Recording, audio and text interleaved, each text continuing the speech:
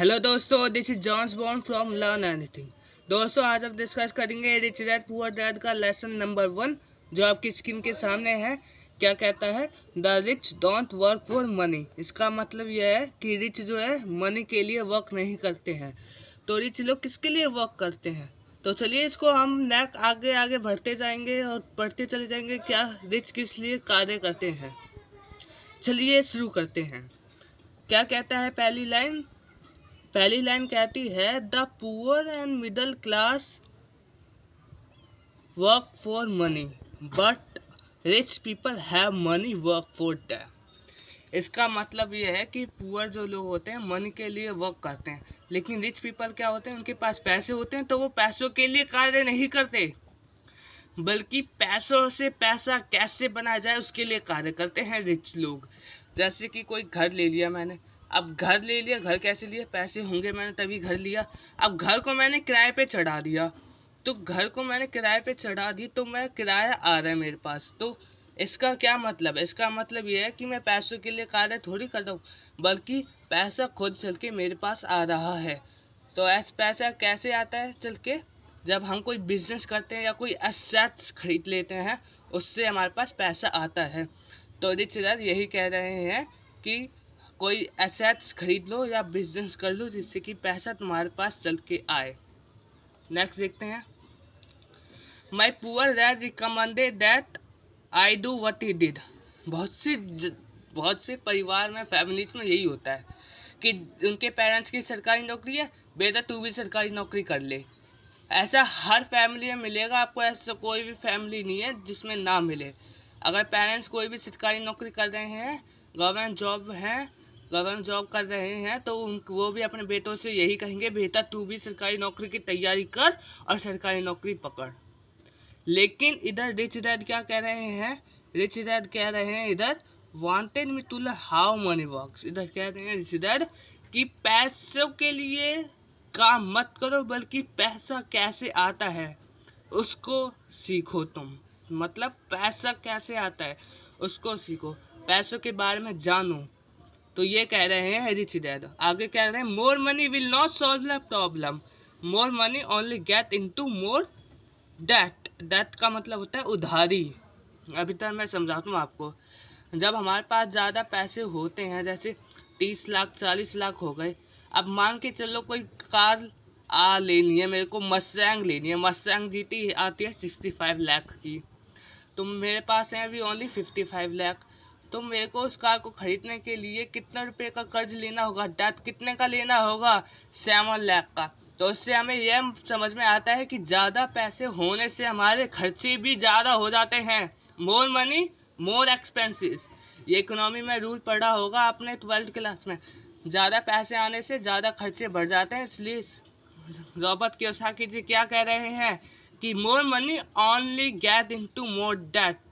इसका मतलब यही है, ज़्यादा पैसे आने से ज़्यादा खर्चे, और ज़्यादा खर्चे आने से ज़्यादा डेट में आ जाते हैं हम। नेक्स्ट पढ़ते हैं। नेक्स्ट क्या कहते हैं? Most people never learn about money, poor people think that more money will solve the problem but lack of financial education is problem. कहने का मतलब ये है, रॉबर्ट कियोसाकी जी कह रहे हैं कि जो पुअर लोग होते हैं, गरीब लोग, उनको तो कुछ पता नहीं होता पैसों के बारे में। तो वो कहते हैं, वो गरीब लोग सोचते हैं कि सारी प्रॉब्लम सॉल्व जो है पैसों से हो जाती है, लेकिन नहीं। अगर प्रॉब्लम सॉल्व करनी है हमें, तो उसके लिए हमें क्या आना चाहिए? Financial education. कहने का मतलब ये है, गरीब लोग सोचते हैं कि सारी प्रॉब्लम का जड़ कौन से है? पैसे। लेकिन नहीं, लैक ऑफ फाइनेंशियल एजुकेशन इस प्रॉब्लम। अगर हम पैसे नहीं है हमारे पास, लेकिन फाइनेंशियल एजुकेशन है हमारे पास, फाइनेंशियल एजुकेशन का मतलब है पैसों से रिलेटेड एजुकेशन, वो है अगर हमारे पास, तो हम बहुत बड़े बन सकते हैं। तो फाइनेंशियल एजुकेशन ही इस किताब में हम पढ़ेंगे, रिच डैड पुअर डैड में। इस पूरी किताब में हम फाइनेंशियल एजुकेशन के बारे में पढ़ेंगे। मनी कैसे कार्य करती है, मनी से हम कैसे पैसे से पैसा कमाया जा सकता है, बल्कि बहुत सारी चीज़ें सीखेंगे हम धीरे धीरे करके। लेकिन ये चैप्टर फर्स्ट था, तो चैप्टर फर्स्ट था, इसको हम देखेंगे। अब नई चीज़ आ रही है, ध्यान से सुनना। नई चीज़ क्या है? people's lives are forever controlled by two emotions, fear and greed. कहने का मतलब लोगों की ज़िंदगी को हम दो तरीके से कंट्रोल कर सकते हैं, फियर से और ग्रीड से। वो कैसे, नीचे पढ़ते हैं, देखो अब ध्यान से देखना। Fear keeps them in this trap for working, earning money, hoping the fear will go away. इसका मतलब ये है कि डर किस चीज़ का, वर्किंग का, अर्निंग मनी का। लोगों के दिमाग में डर लगा रहता है कि अगर मैंने काम छोड़ दिया तो क्या होगा, तो पैसे कैसे आएंगे। तो डर, लोगों की ज़िंदगी को हम दो तरीके से कंट्रोल कर सकते हैं, एक डर से, एक लालच से। मैं अब लालच से कैसे, मैं उसको पैसे दे दूँ, ले उसका कत्ल कर दे, या अपने माँ बाप से हट दूर हो जा, तो वो दूर हो जाएगा अगर मैं उसको 1-2 करोड़ दूंगा तो इसलिए हम लोगों की ज़िंदगी को, अगर मेरे को किसी को मरवाना हो तो मैं उसको पैसे दे के उसको मरवा दूंगा। तो ऐसे हम लोगों की ज़िंदगी को कंट्रोल कर सकते हैं दो तरीक़ों से, फियर एंड ग्रीड से। फियर से तो अब पता चल गया जॉब, साफ सीधी बात है, इधर क्या हो रहा है, वर्किंग एंड अर्निंग मनी। कहने का मतलब बहुत से लोग अगर होते हैं, अगर मेरी जॉब छूट गई तो क्या होगा, पैसे कैसे कमाऊंगा, तो इस पहली चीज़ इसका डर लगा रहता है। दूसरी चीज़ ग्रीड का मतलब पैसे देके हम उस लोगों की ज़िंदगी को खरीद लेते हैं, बड़े बड़े लोग। तो ऐसे हम नीचे देखते हैं क्या कहता है, this fear rich dad wants you to avoid that trap. मतलब ये जो फियर है इसको आप अवॉइड करो। कहने का मतलब ये है कि अगर आप जॉब कर रहे हैं तो ये भूल जाओ कि मेरी जॉब हटेगी, अगर हट गई तो क्या होगा, इस बारे में आप भूल जाओ, अवॉइड करो उसको। जो भी होगा देखा जाएगा। रिच डैड रॉबर्ट कियोसाकी जी कह रहे हैं हमसे कि जो भी होगा देखा जाएगा, आप इस बारे में भूल जाओ कि कैसे पैसे कमाएंगे, अगर मेरी जॉब छूट जाएगी कैसे हम काम करेंगे, ये सब भूल जाओ आप, बस अब काम पे फोकस करो, ठीक है जी। हमें डरना नहीं है, रिच डैड ये कह रहे हैं हमसे, हमें इस डर को अवॉइड करना है। नेक्स्ट क्या कहते हैं, just be an observer not reactor to your emotions. कहने का मतलब ऑब्जर्व करो अपने इमोशंस को। बहुत से लोग होते हैं रिएक्ट करते हैं, रिएक्ट कैसे करते हैं वो हम आगे पढ़ेंगे, मैं बताता हूँ आपको रिएक्ट कैसे करते हैं, लेकिन ऑब्जर्व करो अपने इमोशंस को। संदीप माहेश्वर की अगर वीडियो देखी है, हाउ टू बी एक इमोशनल फूल, उसमें संदीप माहेश्वरी जी कहते हैं कि just be an observer, observe करो अपने इमोशंस को, और ऑब्जर्व करो लोगों को, लोग क्या कर रहे हैं। लेकिन ऑब्जर्व करना होता है हमें पीसफुली, शांत, कीपिंग क्वाइट, मतलब शांति से हमें लोगों को करना होता है ऑब्जर्व। तब हमें ऑब्जर्व करने से बहुत कुछ ज्ञात होता है हमें, लेकिन इसका मतलब बहुत लोग समझते नहीं हैं। तो कहने का मतलब क्या है मेरा, कि ऑब्जर्वर बनो, अपने इमोशंस को ऑब्जर्व करो, रिएक्टर मत बनो। रिएक्टर का मतलब है कि इमोशंस को मैंने व्यक्ति किसी को 2 लाख 3 लाख दिए, बिना किसी सोचे समझे, बिना किसी ऑब्जर्व किए अपने इमोशंस को 2-3 लाख रुपए ले लिए, और जो काम करने को कहा वो काम कर दिया बिना किसी सोचे समझे, बिना किसी ऑब्जर्व, अपने इमोशंस को ऑब्जर्व किए। रिएक्ट कर देते हैं ना, क्यों, रिएक्ट का मतलब कार्य कर देते हैं सीधा। मैंने उसको 2-3 लाख रुपए दिए, उसने रिएक्ट कर लिया एकदम से, हला दे मैं यह काम करूँगा, ऑब्जर्व नहीं करते उस समय हम। तो यही कह रहे हैं रिजर्ट कि कुछ भी करने से पहले ऑब्जर्व करो अपने इमोशंस को। नेक्स्ट क्या कहते हैं, two emotions, fear and desire. इस मतलब चैप्टर 1 जो है, अगर आपको और अच्छे से समझना है तो यही संदीप माहेश्वरी की वीडियो देखने लेना, how to being in emotional fool. उसमें आधी से ज़्यादा बातें आप संदीप माहेश्वरी से सीख जाओगे कैसे, वो मैंने देखी है। Use them in your favour not against you.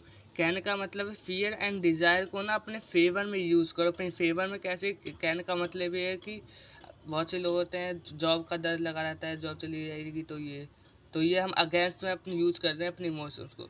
तो कहने का मतलब है जॉब की चिंता छोड़ो। दूसरा है डिज़ायर, हमें डिज़ायर होती है बहुत सी चीज़ों की, जैसे कार का डिज़ायर, अच्छे बंगलों का डिज़ायर, अच्छी जॉब का डिज़ायर, तो उसको अपने फेवर में यूज़ करो। कहने का मतलब है कि मैं इस डिज़ायर को कैसे गेट कर सकता हूँ मैं, उसके लिए आप कैपेबल बनो। डिज़ायर भी दो तरीके से होते हैं, एक राइट डिज़ायर, एक रॉन्ग डिज़ायर। राइट डिज़ायर का मतलब क्या होता है कि अपनी कैपेबिलिटीज़ को बढ़ाओ, अपनी स्ट्रेंथ को बढ़ाओ। और रॉन्ग डिज़ायर क्या होता है, मैं यह कार पाना चाहता हूँ, मैं ये बंगलो चाहता हूँ। तो एक चाहता हूँ और दूसरी आप उस चाहने के लिए आप अपनी स्ट्रेंथ को, अपनी कैपेबिलिटीज़ को स्ट्रॉन्ग कर रहे हो। तो दोनों चीज़ों में से एक राइट डिज़ायर, रॉन्ग डिज़ायर मैं बता चुका हूँ आपको। राइट मतलब अपनी कैपेबिलिटीज़, अपनी स्ट्रेंथ को इंक्रीज़ करो। रॉन्ग डिज़ायर का मतलब मैं यह कार चाहता हूँ, मैं ये बंगलो चाहता हूँ। चाहो कुछ भी मत, बस अपने ऊपर कार्य करो, अपने ऊपर इस काबिल बनाओ कि जो आप चीज़ चाहते हो वो खरीद सको। बस उस काबिल बनाओ अपने आप को। ये कह रहे हैं रॉबर्ट कियोसाकी जी। अपने फेवर में यूज़ करो इन दोनों इमोशंस को, फियर एंड डिज़ायर को। नीचे पढ़ते हैं हम क्या कहते हैं। Fear pushes you out the door. Out the door का मतलब समझ गए। इफ डर कहता है कि तुम जाओ काम पे, अगर काम पे नहीं जाओगे जॉब चली जाएगी। डर लगा रहता है ना बहुत से लोगों को, ये रियल है कि अगर मैं जॉब पे नहीं जाऊंगा जॉब चली जाएगी। तो फियर क्या होता है, जॉब का फियर क्या कहता है, जॉब का नहीं किसी भी चीज़ का फियर आपको भगाता है, पुशिस करता है, आपको धक्का देता है कि घर से बाहर निकल कुछ कर। और डिज़ायर कॉल्स टू यू, और जैसे ही पैसे आते हैं फिर आपका डिज़ायर कहता है भाई हाँ ये चीज़ खरीद लूँ मैं, हाँ ये घड़ी चाहता हूँ मैं, डिज़ायर मेरे को। तो ये एक ट्रैप है। क्या कह रहा है, that's the trap. Rich dad कह रहे हैं दैट्स द ट्रैप। ट्रैप है ये कि पहले कमाया, कमाने के बाद हमने कुछ नहीं कहा, इसको डिज़ायर में हमने उड़ा दिया। तो ये क्या है, ट्रैप है। नीचे देखते हैं क्या कह रहे हैं, don't let money run your life. कहने का मतलब ये है कि मनी को ना, पैसों को ज़िंदगी मत चलाने दो। अब मनी जो है आपकी ज़िंदगी चला रहा है। हम अपनी ज़िंदगी नहीं चला रहे, बल्कि पैसा तुम्हारी ज़िंदगी चला रहा है।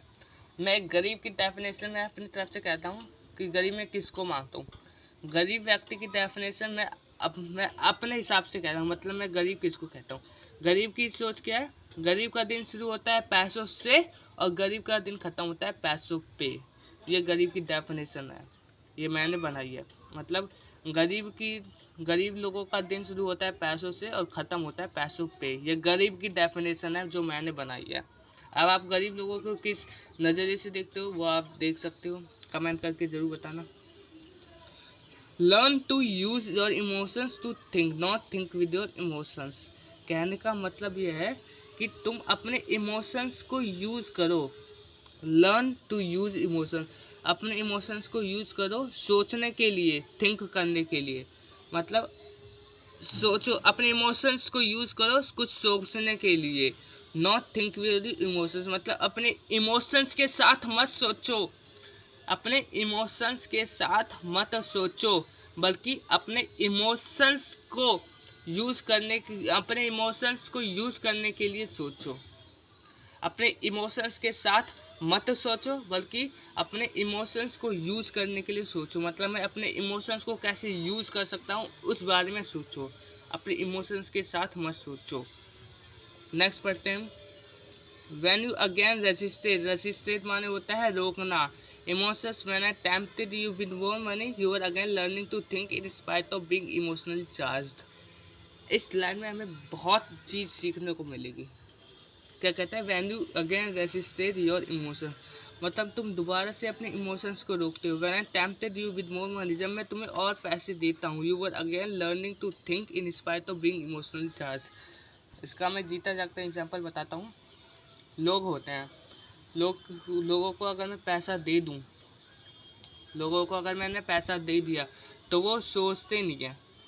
क्या कहते हैं वो, you are thinking to think in spite of being emotionally charged. मतलब वो सोचते नहीं है कि मैं क्या, किस लिए पैसे ले रहा हूँ, मैं अच्छे काम के लिए पैसे ले रहा हूँ कि गंदे काम के लिए पैसे ले रहा हूँ। लोग जो हैं, अगर मैं उनको पैसे दे दूं तो उनके इमोशंस जो है मेरे हाथ में होते हैं। सही बात है ना। अगर मैंने लोगों को पैसा दिया ज़्यादा, 10-20 लाख रुपए दे दी, तो उनके इमोशन जो है मेरे हाथ में और मैं उनसे कुछ भी करवा सकता हूँ। ये होती है पैसों की ताकत। लेकिन इधर पैसों की ताकत की बात नहीं चल रही है, इधर बात चल रही है इमोशंस की। कहने का मतलब है अपने इमोशंस को किसी को मत दो। किसी को देने का मतलब, कोई भी अगर कोई हमें पैसे देता है तो उसके हमारे इमोशंस उसके हाथ में चले जाते हैं। क्यों? क्योंकि वो व्यक्ति हमें पैसा दे देता है और वो व्यक्ति हमें कुछ भी करवाने के लिए पैसा दे देता है। तो यही कह रहा हूँ मैं कि अपने इमोशंस को फिर कह रहा हूँ अपने इमोशंस को अपने पास रखो और अपने इमोशंस को यूज़ करो सोचने के लिए। अपने इमोशंस के साथ मत सोचो बल्कि अपने इमोशंस को यूज़ करो सोचने के लिए। नेक्स्ट पढ़ते हैं। नेक्स्ट कहता है दैट्स द फर्स्ट स्टेप, मतलब पहले फर्स्ट स्टेप यही करना है कि हमें अपने इमोशंस को अपने पास ही रखना है, किसी को नहीं देना। किसी को देने का मतलब मैं बता चुका हूँ आपको। और दूसरी चीज़ यही है कि कभी भी अपने इमोशंस के साथ नहीं सोचना, बल्कि अपने इमोशंस को यूज़ करके सोचना है। इमोशंस कौन से? दो तरीके के, फियर एंड डिज़ायर या fear and greed. Greed desire दोनों एक ही होते हैं, ध्यान से समझोगे तो आप। फियर एंड डिज़ायर या fear and greed, grid and desire दोनों एक ही होते हैं। तो दोनों को हमें अपने फेवर में यूज़ करना है, अपने अगेंस्ट यूज़ नहीं करना। तो क्या कहते हैं, नेक्स्ट पढ़ते हैं हम। A job is only a short term solution to a long term problem. Long term problem का मतलब क्या है? इधर ज़िंदगी भर तक की प्रॉब्लम, मतलब ज़िंदगी में जितनी प्रॉब्लम आती है उन सब का सबसे छोटा सॉल्यूशन है जॉब, मतलब जॉब ही है। और दूसरी चीज़, most people have only one problem in mind that it's a short term. कहने का मतलब है लोग जो लॉन्ग टर्म प्रॉब्लम की बात चल रही है इधर, लॉन्ग टर्म प्रॉब्लम, इधर ध्यान से देखो, लॉन्ग टर्म प्रॉब्लम की बात चल रही है इधर, लेकिन इस लॉन्ग टर्म प्रॉब्लम को लोग क्या समझ लेते हैं? Short term problem. तभी वो जॉब करते हैं। Job, long term, short term, मतलब जॉब फिर उसके बाद प्रॉब्लम फिर उसके बाद शॉर्ट टर्म। लोग क्या है, प्रॉब्लम को, बड़ी प्रॉब्लम, लॉन्ग टर्म प्रॉब्लम को शॉर्ट टर्म समझ लेते हैं। तो इस शॉर्ट टर्म प्रॉब्लम के लिए ही वो जॉब करते हैं। सीधी सादी बात है ना, कि लॉन्ग टर्म प्रॉब्लम को लोग शॉर्ट टर्म समझ लेते हैं और शॉर्ट टर्म प्रॉब्लम को सॉल्यूशन निकालने के लिए वो जॉब करते हैं। लेकिन जो प्रॉब्लम है वो शॉर्ट तो है नहीं, वो तो लॉन्ग टर्म की है, मतलब पूरी ज़िंदगी भर तक की है। तो यही कह रहा हूँ कि रिच क्या है, रिच पैसों के लिए काम नहीं करते, रिच करते हैं कि पैसे उनके पास खुद चल के है, मतलब कोई एसेट्स खरीद के या बिजनेस करके। तो पहली चीज़ ये सीखी हमने। दूसरी चीज़ क्या, अपने इमोशंस को अपने पास रखो, किसी को मत दो, अपने इमोशंस के साथ मत सोचो, बल्कि अपने इमोशंस को यूज़ करके सीखो। तीसरी चीज़ क्या है, ऑब्जर्वर बनो, रिएक्टर मत बनो। ऑब्जर्व करो लोगों को, अपने इमोशंस को ऑब्जर्व करो, पूरी दुनिया को ऑब्जर्व करो, लोग क्या कर रहे हैं, कैसे कर रहे हैं। तो ये था हमारा chapter number first, lesson number first, the rich don't work for money. तो मैं बता चुका हूँ किस लिए लोग काम, रिच लोग किसके लिए काम करते हैं वो मैं बता चुका हूँ। और अच्छे से समझने के लिए हम और आगे बढ़ते जाएंगे और नई नई चीज़ें सीखते जाएंगे। और इंग्लिश की हमारी वीडियोस चल रही हैं, इंग्लिश की वीडियोस अगर आप नहीं देख रहे हैं तो देख लेना। तो दोस्तों, वीडियो देखने के लिए thanks a lot, and video कैसी लगी कमेंट करके ज़रूर बताना। And thank you so much for watching this video. Subscribe करने के लिए नहीं कहूँगा मैं। Okay, thank you so much for watching this video. Thank you.